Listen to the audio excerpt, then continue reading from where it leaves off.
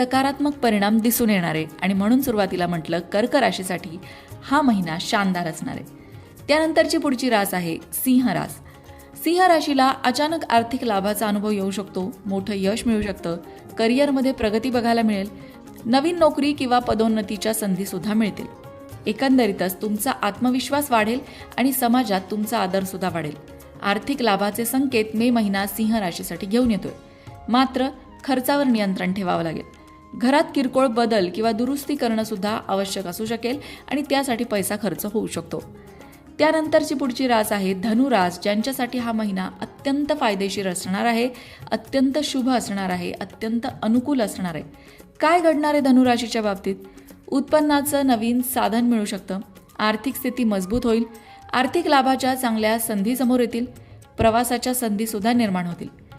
विद्यार्थ्यांना शिक्षणातही यश मिळण्याची शक्यता आहे.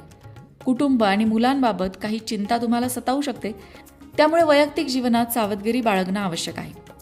त्याचबरोबर जर तुम्ही भागीदारीत काही काम करत असाल तर तिथे थोडेसे मतभेद सुद्धा निर्माण होऊ शकतात, पण परिस्थिती नियंत्रणात राहील. आरोग्याबाबत धनुराशीच्या लोकांनी सतर्क राहायचं आहे, कारण अनपेक्षित समस्या उद्भवण्याची शक्यता आहे.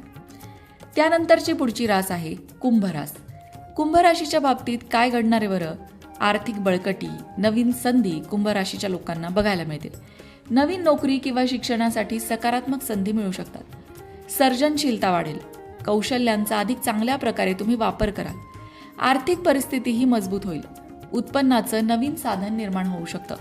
मानसिक चिंता किंवा दुःख थोडंसं तुम्हाला त्रास देऊ शकतं आधी घडलेल्या घटनांमुळे, पण तरीसुद्धा तुमचा आत्मविश्वास या सगळ्यावर मात करणारा ठरेल. मंडळी, मे महिन्यामध्ये लाभ होणारी, खास करून करिअरच्या बाबतीत लाभ होणारी पुढची रास आहे मीन रास. मीन राशीच्या लोकांना करिअरमध्ये प्रगतीच्या संधी मिळतील, परंतु प्रेमात मात्र संयम आणि समजूतदारपणा दाखवावा लागेल. घरात शुभ घटना घडू शकतात, पण तुमचा वैयक्तिक खर्च सुद्धा वाढू शकतो. कुटुंबाकडून पाठिंबा आणि पालकांकडून मार्गदर्शन मिळेल.